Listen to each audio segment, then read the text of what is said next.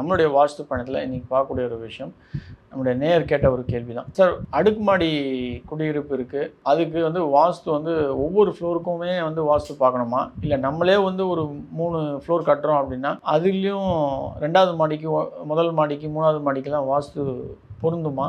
அது ஃபாலோ பண்ணணுமா வாஸ்து விதிமுறைகளை அப்படின்னு கேட்டிருந்தாங்க.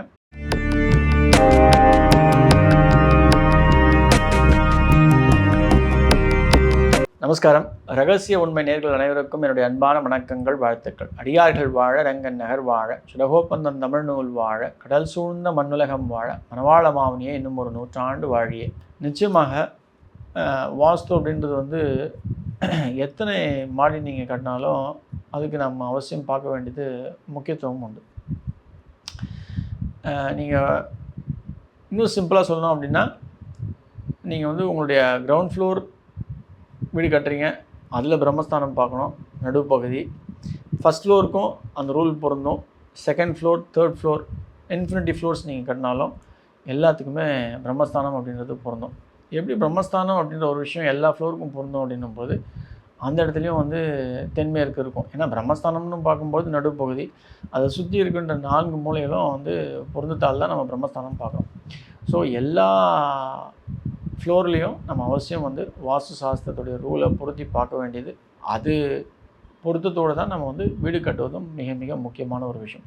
அப்போ தான் வாஸ்துடைய கம்ப்ளீட்னஸ், கம்ப்ளைன்ஸ் அப்படின்றது பரிபூர்ணமாக இருக்கும்.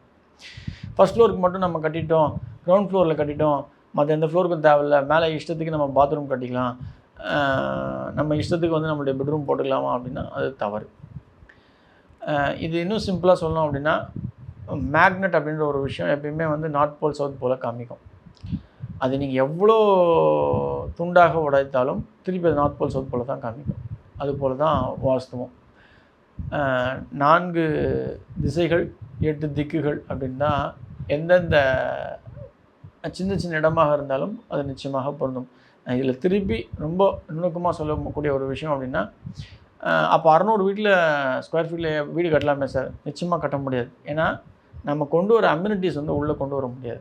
இப்போ 600 ஸ்கொயர் ஃபீட்டில் 2 ரூம் நம்ம கட்டுறோம் அப்படின்னா அப்போ அதில் கொண்டு வர முடியும். அதில் படிக்கட்டு வரணும், கிச்சன் வரணும், பெட்ரூம் வரணும், பாத்ரூம் வரணும், கீழே செப்டிக் டேங்க் வரணும். எப்படி கொண்டு வரவே முடியாது 600 ஸ்கொயர் ஃபீட்டில். அதுக்காக தான் நம்ம எப்பயுமே சொல்கிறது, மினிமம் ஒரு கிரவுண்டு சரி ஓகே 1800 ஸ்கொயர் ஃபீட்டாக இருந்தால் கூட நம்ம அதில் ஓரளவுக்கு கொண்டு வந்துட முடியும். 2200 ஸ்கொயர் ஃபீட்டில் தாராளமாக கொண்டு வரலாம். ஒரு கிரவுண்டுக்கு மேற்பட்ட வீடுகளில், நிலங்களில் நம்ம ஈஸியாக வாஸ்து கம்ப்ளைண்ட் உள்ள ஒரு வீடை அற்புதமாக கட்டலாம். அப்போ தான் அது வேலையும் செய்யும் அப்படின்றது நம்ம ஆணித்தரமாக சொல்லக்கூடிய ஒரு விஷயம். அந்த வகையில் ஃபஸ்ட் ஃப்ளோர் எப்படியுமே தென்மேற்கு வந்து நம்ம பெட்ரூமாக வரும், தென்கிழக்கு கிச்சனாக வந்துடும், வடகிழக்கு ஹாலாக வரும் அப்படின்ற பட்சத்து வடமேற்கில் ஒரு ரூம் போட்டுப்போம். மேற்கு நடுவில் நிச்சயமாக நம்ம வந்து படிக்கட்டோ, தெற்கு நடுப்பகுதியில் படிக்கட்டோ போட்டுக்கிறோம் அப்படின்னும்போது பாத்ரூம் அப்படின்றது தென்மேற்குக்கு வடமேற்கில் வந்துடும். அது வந்து மேற்கு நடுப்பகுதியில் வந்துடும். இந்த வகையில் இதே ஒரு ரூல் தான் செகண்ட் ஃப்ளோருக்கும் பொருந்தும். பிரம்மஸ்தானத்தை நம்ம டச் பண்ணாமல் எந்த ஒரு பாரமும் இல்லாமல் பில்லரோ வாலோ, ஏன் வீடு கட்டி உள்ள கிரகப்பிரவேசம் ஆனவங்க அந்த இடத்துல வந்து எந்த ஒரு ஷான்லேயர் லைட்ஸோ இல்லை ஒரு டேபிளோ எந்த ஒரு விஷயமும் படாமல் அதை டிஸ்டர்ப் பண்ணாமல் எம்டியாக ஏர் ஃப்ரீயாக சர்க்குலேட் அளவுக்கு நம்ம வைக்கிறோம் அப்படின்னும்போது நிச்சயமாக இது செகண்ட் ஃப்ளோரில் போகும்போது இதே ரூல் தான் பொருந்தும்.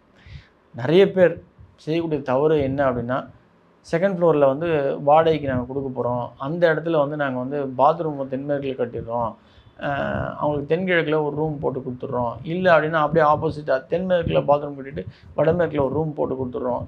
Absolutely wrong. எந்த இடத்துலையுமே இது வேலை செய்யும். எவ்வளோக்கெவ்வளோ நீங்கள் மேலே போகிறீங்களோ அந்த இடத்துல நிச்சயமாக தவறு இருக்குது அப்படின்ற பட்சத்தில் அந்த தவறு தான் முதல்ல வேலை செய்யும்.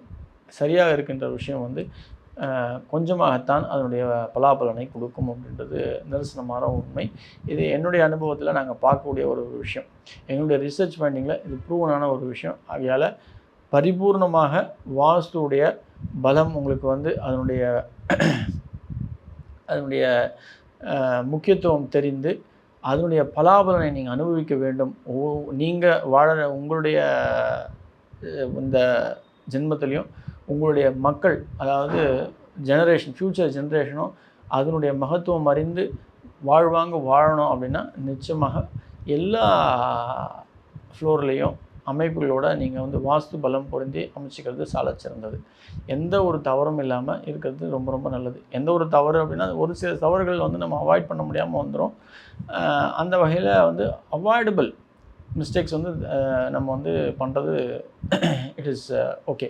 இன்எவிட்டபிளாக சில விஷயங்கள் வந்து நம்மளால் பண்ண முடியாமல் போயிடும். அந்த இடத்துக்கு நம்ம வந்து இது பண்ணிட்டு போயிடலாம். ஆனால் முக்கியமான விஷயங்கள் நான் சொல்லக்கூடிய இந்த பிரம்மஸ்தானங்கள், தென்மேற்கு உயரம், வடகிழக்கு பள்ளம், உச்ச வாசல்கள், படிக்கட்டுகள், அப்புறம் கழிப்பறைகள், இந்த விஷயங்களில் ரொம்ப கூர்ந்து கவனித்து நம்ம ஒவ்வொரு விஷயமும் நம்ம பண்ணுறதுன்றது முக்கியத்துவம் வாய்ந்தது. ஆகையால் எல்லாரும் செய்யக்கூடிய தவறு, அதுலேயும் வந்து இந்த ஃபஸ்ட் ஃப்ளோரில் தென்மேற்கு உயரமாக காமிச்சிட்டு படிக்கட்டில் ஃப்ளோரிங்கில் தென்மேற்கு உயரமாக காமிச்சிட்டு அவங்க வந்து வடகிழக்கு பள்ளமாக காமிப்பாங்க. இது வந்து என்ன ஆகும்னா செகண்ட் ஃப்ளோர் போகும்போது அது அப்படியே நெகட்டிவ் ரிசல்ட்டாக கொடுக்கும். ஆகையால் நான் சொல்லக்கூடிய ஒரு விஷயம் என்ன அப்படின்னா, கிரவுண்ட் ஃப்ளோராக இருந்தாலும் ஃபஸ்ட் ஃப்ளோராக இருந்தாலும் ஃப்ளோரிங் அப்படின்றது ஈக்குவலாக பண்ணுறது சால சிறந்தது. பாத்ரூம் இதில் எக்ஸப்ஷனல். நம்ம ஏற்கனவே நிறைய வீடியோவில் அதை பற்றி பேசியிருக்கோம், அதை ஃபாலோ பண்ணிக்கோங்க. மற்றபடி உங்களுடைய வீடுகளில் இல்லை உங்களுடைய அப்பார்ட்மெண்ட்டுகளில் நிச்சயமாக முக்கியமாக நீங்கள் கவனிக்க வேண்டியது, எல்லா இடத்துலையும் அடிப்படை வாஸ்து பலம் பொருந்திய விஷயங்கள் கூர்ந்து கவனித்து நீங்கள் கட்டுவது சால சிறந்தது. இல்லை நீங்கள் பர்ச்சேஸ் பண்ண போனாலும் அந்த மாதிரியான விஷயங்கள் பார்க்குறது ரொம்ப நல்லது. நன்றி. ஆழ்வார் ஆச்சாரியன் எம்பெருமானார் ஜியர் திருவிலே சனம் அண்டால் பிச்சை குலிங்கன் திருவிலே சனம் சனம் சனம்.